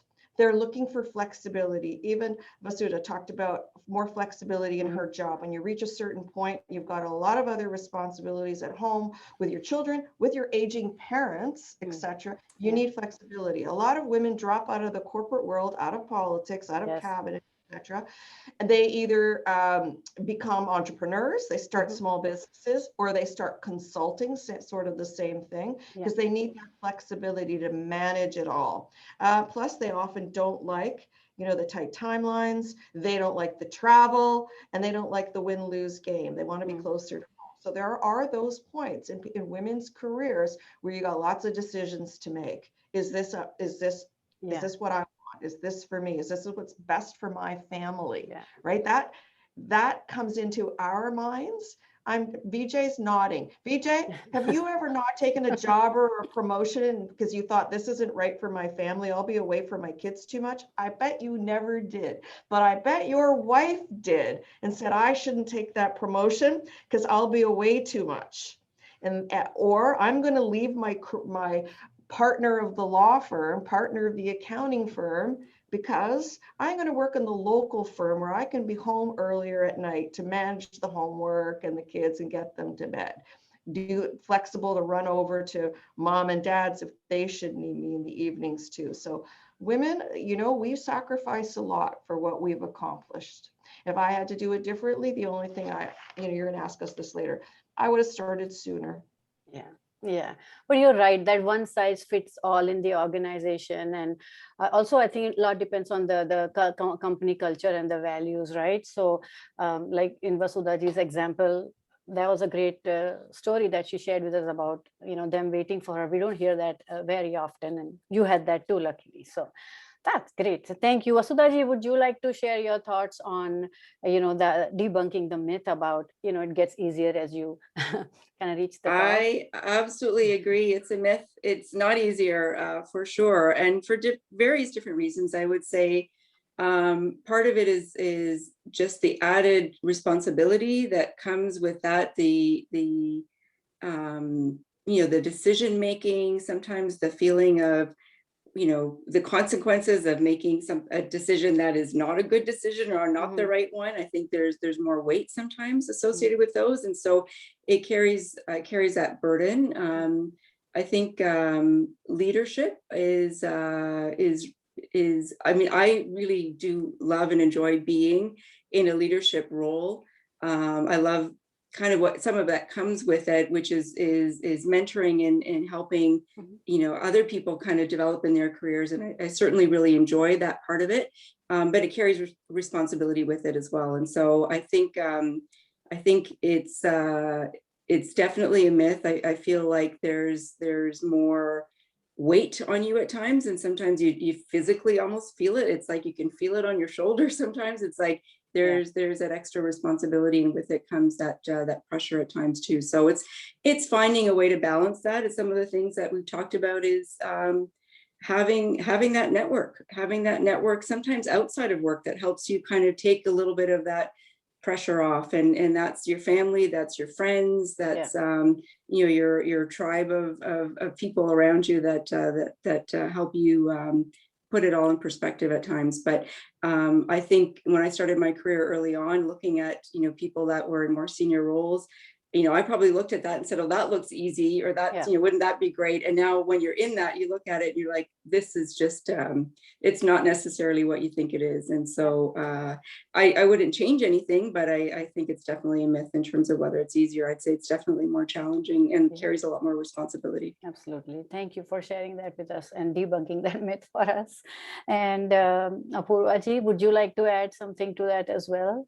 No, I totally agree that it is definitely a myth, that because, in fact, it becomes more difficult. You have more responsibilities. Yes. You have to work even harder. You have to be more careful in what you do, what you say. And of course, it becomes very lonely at the top.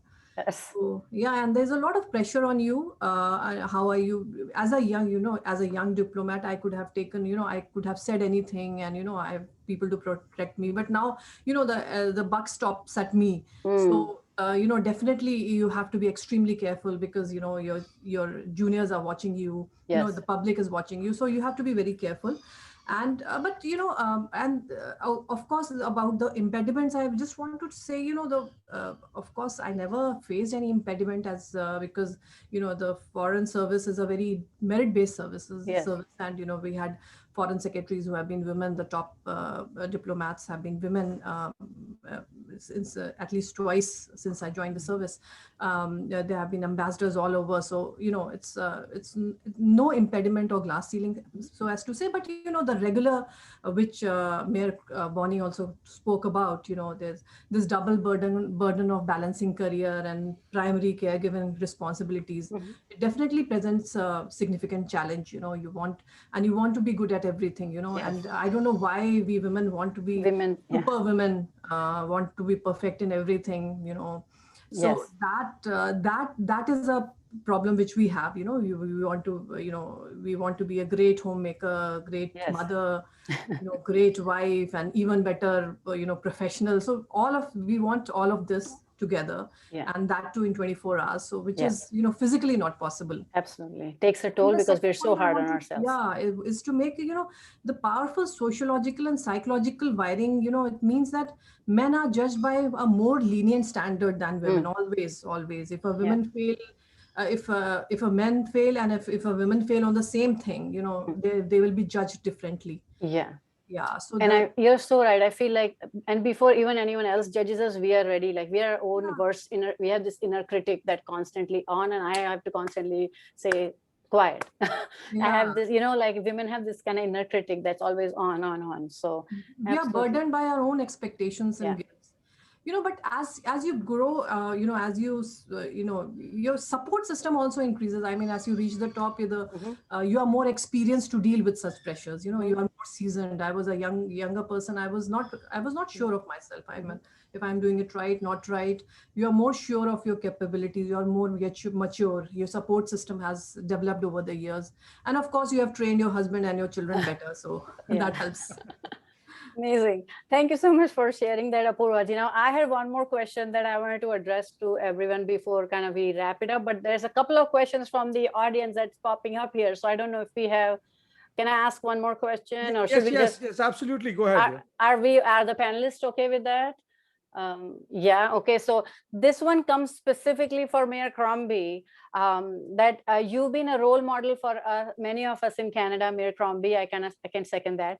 Who would you say has been your role model? You kind of touched a bit on this, but if you want to speak more about it. No, that's an easy one. And every time I'll say the same thing. I have grade 12 girls, final year of high school.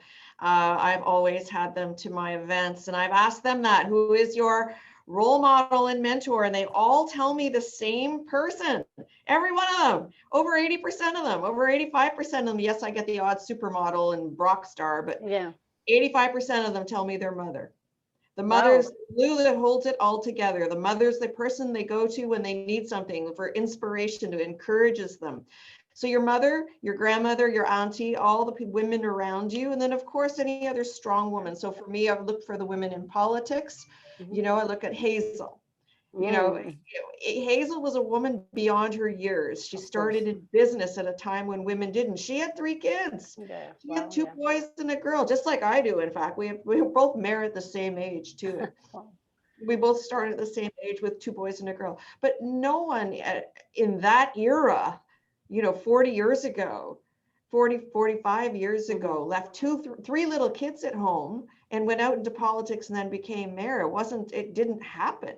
And before that, she was with an engineering company as well. She was a business manager. She helped build the power plant in Mississauga when she was with Dominion Engineering. I mean, she's an incredible force of woman that just, so yeah, she didn't follow any amazing path. She was a trailblazer. She carved out path, and so it's hard not to respect a woman like that. Absolutely. Shunned stereotypes and said, I'm the right person for the job, I'll get this done. Just like I think the other women on this panel, we just feel like we can get the job done, and that's why we do what we do. And she chose you, so you're that inspiration for so many. Yeah, absolutely.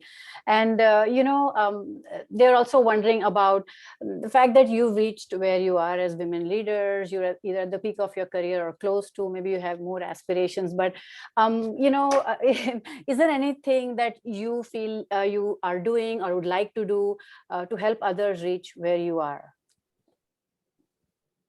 So that's a great question. Of course, we always take these opportunities to participate in these kind of panels and mentor other young women or young girls. And so I have the International Women's Day I'm hosting on Monday with Hazel.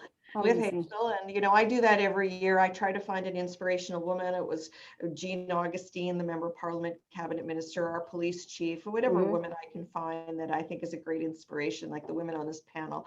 I'll invite to talk to the women and let them, young girls, grade 12, and let them ask the questions. So I think we all do the same. We go out of our way to help other women. And Apurva said something very important. She said, it's lonely at the top. Like, look at your peer group. Our peer group is right here. Do we socialize with each other? Not a chance. We don't have time. We're busy. We're busy people. I'm still working. We're all still working. And then if I have any free time, I carve it out for my kids, not even myself, let alone girlfriends. If you're on your own. Hopefully you have supportive spouses, but you're pretty much on your own. It is lonely. There isn't a big peer group, and the women you do look to be your peers, they're as busy as you are, and time is precious. So that support system is so much more important when you're at the top, like you said. Thank you. Apurvaji, would you like to share more, add more to what Mia Crombie said about helping others kind of reach where you are?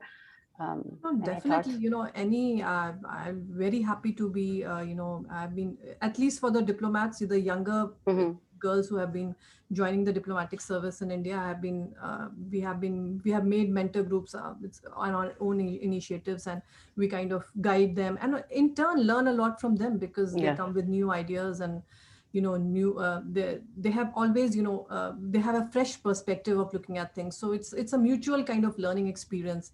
We are more and I'm in my middle of my career, so I have I have like 18 years to go before I retire. So and I've done around 19 years already, so it's a kind of middle of my career. So I have a lot to look forward to. So I need mentees, but I also need mentors as of now. So definitely we do everything definitely to mentor the young women, and anything I can do here in the community in Canada, I'm always available. For South Asians, for Canadians, for anybody, as a woman, I'm always available. If you want me to help out, I'm always there. So there you go. Everyone who's listening, has that invitation from Apurvaji already. And I think you made a very good point about learning. I also believe that learning is lifelong and learning is constant, and we can never be like I learned so much from the millennials. They are amazing. I feel like when it comes to technology and the environment and you name it, like I'm just amazed by how much they know and how much they inspire me. So that's truly a great attitude to have, that you're constantly learning and you have to keep that open mind. Vasudha-ji, anything that you from your perspective in terms of, do you have people approaching you who want to have a role like you have? Yes, I do take the opportunity when I can to mentor some of the younger women in the organization who have come to me to seek advice or mentorship. I think that's definitely one area that that I enjoy doing, and I feel like I do have some experience to share with them.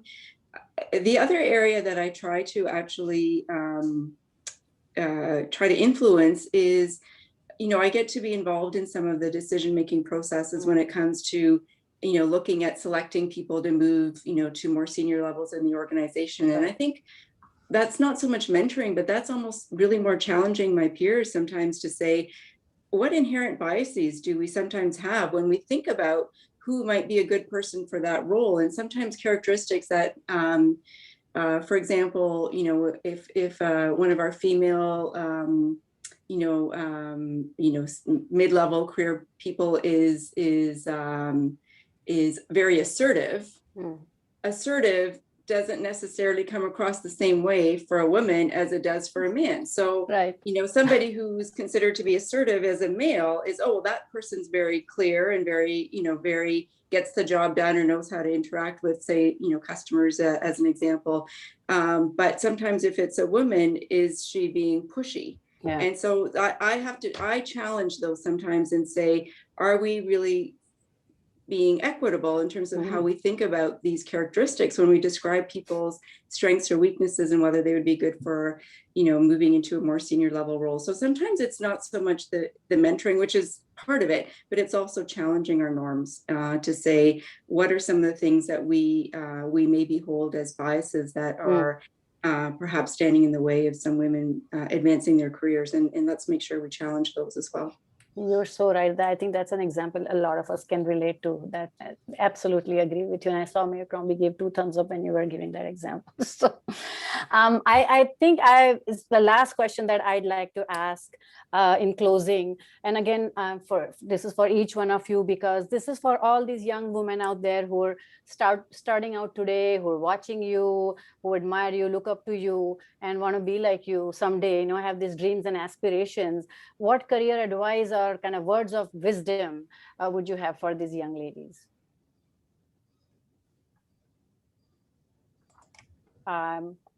Vasudha-ji, do you want to go first? And then sure. Yeah, I thought a little bit about it, and some of it is what we've talked about already, and maybe it's some of the obvious things, but start with what you like. Start with something that you think you would enjoy doing, and find something that you can be good at and feel good about yourself in how you go about, how you start your career out. So I think, again, maybe it's obvious, but sometimes there's pressure to maybe pick something that maybe not be your first choice. And in the end, sometimes people end up taking a different route to get to what they like. So I would say start with thinking about what are the things that you enjoy and start with something that you like. But then also be open to the opportunities that might come your way, be open to change. And maybe you start with something you like, and I don't know, a year or 2 years into it, it might not be what you thought it was going to be, but be prepared. So be flexible in thinking about what options or what opportunities may be out there to push yourself. And the other one is if you can find a mentor, male or female. I don't think it's necessarily about finding a female mentor. That's wasn't really my career. My career path was really more male mentors actually that helped me move ahead with my career than it was female. And maybe it's the nature of the industry and the company that I was in, but to seek those out when you can, and rely on that. Start to develop that network and try to build on that as you start to figure out what it is that you want to do and how you can get that support to get you there.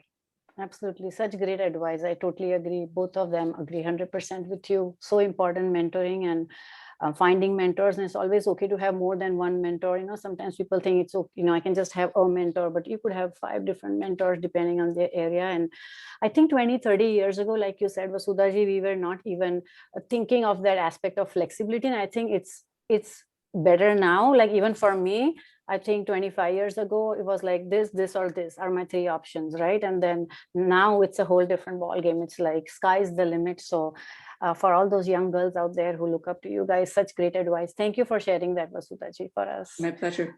Apurva-ji, would you like to go next? And then I'll come to Mayor Crombie.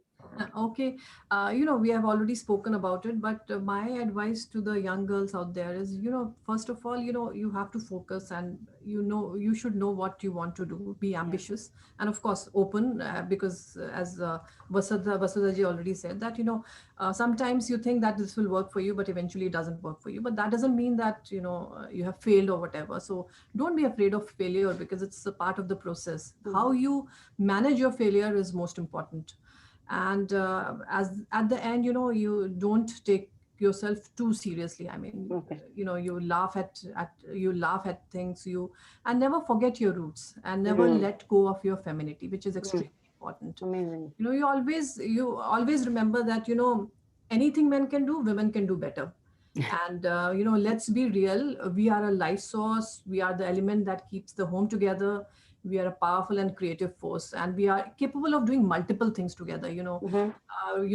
At one point of time, I'm sure everybody will agree, at one point of time you can be preparing for a meeting, you making a to-do list, from the corner of the eye, see a boiling milk, disciplining your kid, all at the same time. And men are just not capable of No. that. So always remember that. Right. My son always tells me, do you have eyes at the back? Like, how do you, I'm like, all moms do. And Absolutely above all, we great. definitely can look better than men. So Thank you. Great advice, Apurva ji. Mayor Crombie. Thank you all. It's up to me to bring this home. So I just had a Yes. peek at the Q&A to make sure everything was addressed. And I did see that a question came in about how do I deal with cultural diversity? Yes, And it just popped up. Lots of questions for you, Mayor Crombie. oh, okay, I just saw that one. And then Yeah. I'll put, so, I have so much respect and admiration for every culture, but, especially South Asian, South Asian people have supported me all my career. So I've tried to learn and adapt and learn about the culture and appreciate it very much. And so, that's how I deal with it. Just knowledge, right? Knowledge is always power, and how to address people and learn about different cultures. So what's important to people, what's my takeaway? What advice would I give? Yeah. A lot of it's been said. You have to follow your passion. You need to do something you enjoy and that you're good at. And when my kids were young, I said, you either better do math and science, or you better be good at English and writing and communication, unless you want to be a tech person. But that even my kids are older than that. So at the time it was math and science, or if you can't do math and science, you better be able to write well and be a good communicator. Those are your career paths. I would say also take a calculated risk. I went into politics not thinking anyone would vote for me. Why would they vote for me? And what I found was that, people did see the potential in my leadership, and that I should have done it sooner and had more confidence in myself. So take that calculated risk. You never know if you don't try, right? Lean in, volunteer. People say that. Sheryl Sandberg wrote the book, but it's true. If you don't put your hand up and say, I'll do it, or count on me, then you won't ever get that experience, and people won't count on you in the future. So put your hands up. And then, as my mother said, have that confidence, believe in yourself. If you don't believe in yourself, no one's going to believe in you, True. right? My mom said, if it is to be, it is up to me. Take control of your own fate. That's amazing. Thank you. And thank you especially for saying how much you, love India and the community. We really appreciate that. We appreciate you very much. And we're really glad that you're our leader in Mississauga. And I have to say, brownie points right off the bat. I realized that you pronounced all our names so accurately. So that was quite amazing. My name, most people don't get it right. I've been called Sangria and Nikita and many. Yeah.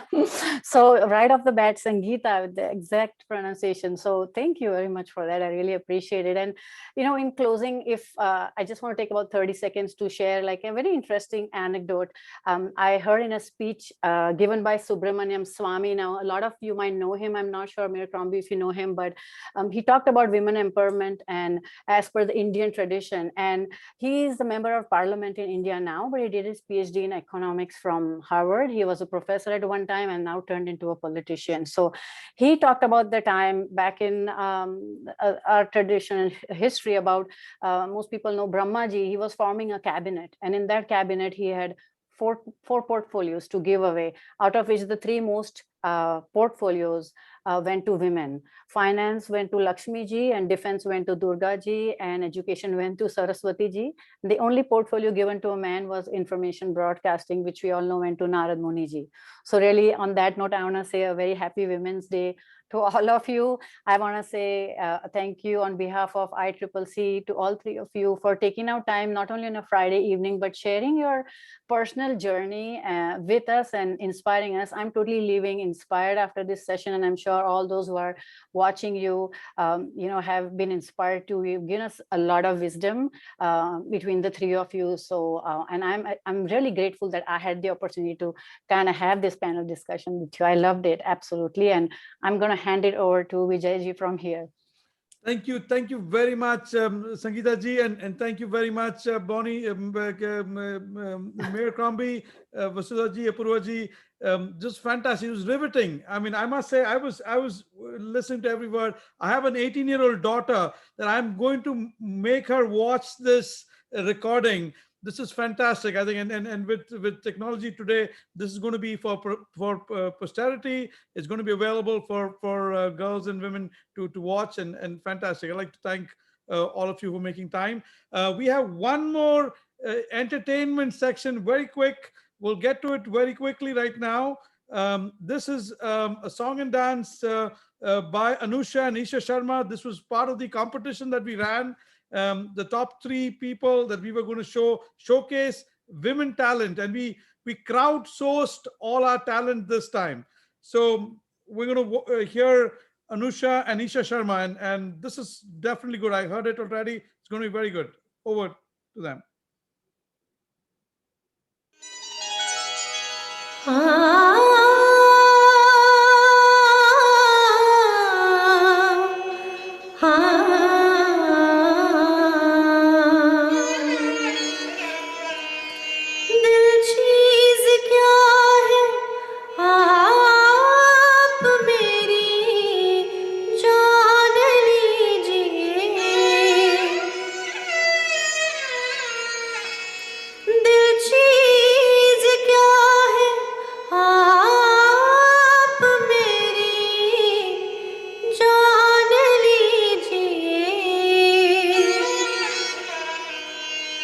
बस एक बार मेरा कहा,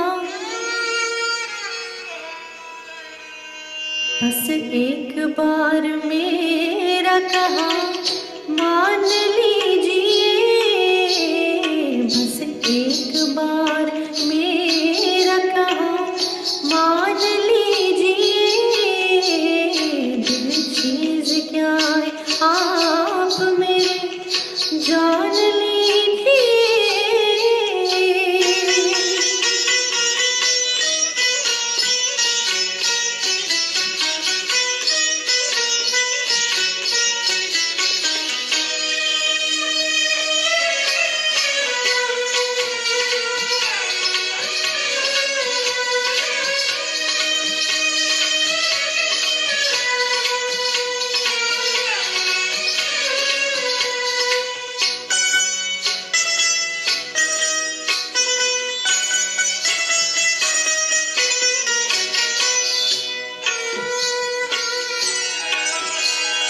इस अंजुमन में आपको, इस अंजुमन में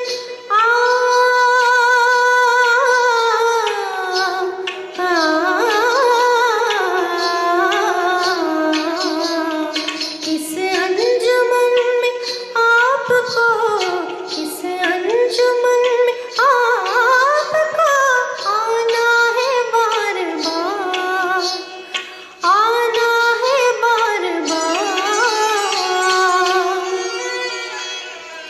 दीवार उधर को गौर से, दीवार उधर को गौर से पहचान लीजिए, दीवार उधर को गौर से पहचान लीजिए, दिल चीज क्या है आप मेरे जान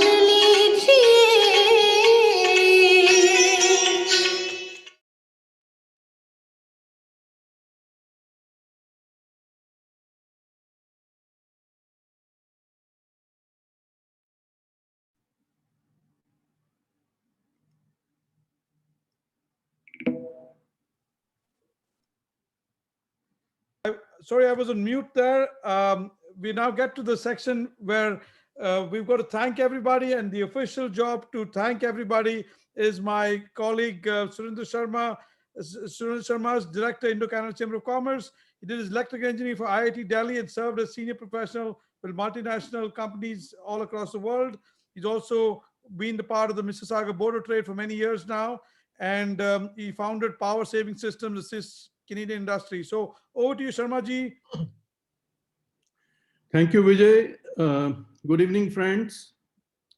I'm sure you all have enjoyed the evening's program, and the International Women's Day has occurred for well over a century, with the first gathering held in 1911. The theme for the International Women's Day 2021 was the choice to challenge. Choose to challenge. A challenged world is an alert world, and from a challenge comes a change. So let's all choose to challenge. Sangeeta ji mentioned about Subramaniam Swamy. Actually, he taught me, I was in the first class when he came from Harvard to IIT Delhi, when Swamy landed in India. So she's mentioning about few things about the philosophy of women, but to honor women was very ancient in India, more than 10,000 years ago, with Tri Devi. They used to call it Tri Devi, where the power of woman is described in three forms. First, it starts with Saraswati, which depicts learning, education, arts, and cultural fulfillment. This all comes under Saraswati. And then comes Lakshmi, which stands for wealth, prosperity, fertility, auspiciousness, light, and material. Then the third form of woman is beauty, love, the destroyer of evil, or the transformer, which is called Sati or Parvati. So I hope I have elaborated what Sangeeta wanted to tell. The Indo-Canada Chamber of Commerce has once again lived up to its well-deserved reputation of delivering on programs that engage and involve the women members of the Indo-Canadian diaspora. Today, we also appointed 3 women directors. And our sincere gratitude to Lisson, the president of FedEx Express Canada, for her inspiring keynote address. We have long standing with FedEx since our IIT alumni friend Rajesh Subramaniam was the president of the Canadian operations. And today, friends, proudly, Rajesh is the worldwide president and CEO of FedEx Express. And thank you, Lisa, for keeping the old connection. We thank our guest of honor, Mary Ng, Canada's Minister for Small Business, Export Promotion and International Trade. It was indeed a very strong message she delivered. Minister Ng is an integral to the Chamber's success in fostering Canada-India commercial relations. Now, coming to the 3 panelists, I'd like to thank Apurva Srivastav, the Consul General of India, but I would like to mention she's the 2nd woman Consul General to be in Toronto. And I have an association of last 22 years with the Consul General's office, closely worked with about 7 Consul Generals. And if I have to give a ranking and rating, I would rate Apurva ji among the first 2 since I have been here. So I think she's doing a wonderful job for the Indo-Canadian community. I think we give her a big round of applause for that. And coming to the mayor of Mississauga, Mayor Bonnie Crombie, she's a dynamic leader. And again, when she took over as the mayor, for 6 years, I was a director on the Mississauga Board of Trade, and I worked closely with Hazel McCallion. And I was just thinking that time, how will a new mayor be really able to fill the shoes which Hazel is leaving? But I must say that Boni has really done a wonderful job. And I will share a very secret one incident with all of you with the permission of Mayor Crombie, because as soon as she took over, the first address to the city when she was going to make, we used to do from the Board of Trade that time at the Mississauga Convention Center. We were to start the program after about an hour or so. All hall doors were shut. We were making arrangements inside, and suddenly I see her coming into the hall. She went up to the dais and stood there and rehearsed her speech for half an hour. That is the way she took her task so seriously when she took over as the mayor. And you can imagine how successful she is. I mean, you could feel from that she took her job so seriously. A big round of applause for Boni for running the city so nicely, and we are seeing the city prospering. And the last speaker, of course, she did a wonderful job, Vasudha Seth. Let me tell you, she was introduced as a director of sales. She's not only a director of sales, she also looks after the construction, manufacturing, and packaging. She's not only industrial engineer, but she's also an MBA. And with that kind of mix and that kind of experience, time is not far when she's going to be a president of this Mittal's global big company. I would like to thank also Sangeeta for doing a wonderful job in conducting the panel, and also thanks to Shilu Sharma, our new director, for introducing all the guests. And finally, thanks to the 3 entertainment clips, I think, which I hope entertained you. And finally, a word of gratitude to our sponsors. Thank you, Tangentia, our technology partner, and Turkish Airlines, ICICI Bank Canada, State Bank of India, Raymond James, Rakesh Vijay, Seneca College, and G2 and GT20. And thanks to our 2 media partners, Weekly Voice and PTC Punjabi. And last, certainly not the least, to all the audience who sat for over 2 hours, and members of the chamber who joined on the Zoom and Facebook. And our success is because of the time you devote to the programs which have been running every week. It is only with your sustained support that we are able to continue our programs and make a big success. A big thank you, and wish you all a nice evening and have a great weekend. Thank you. Good night, everybody.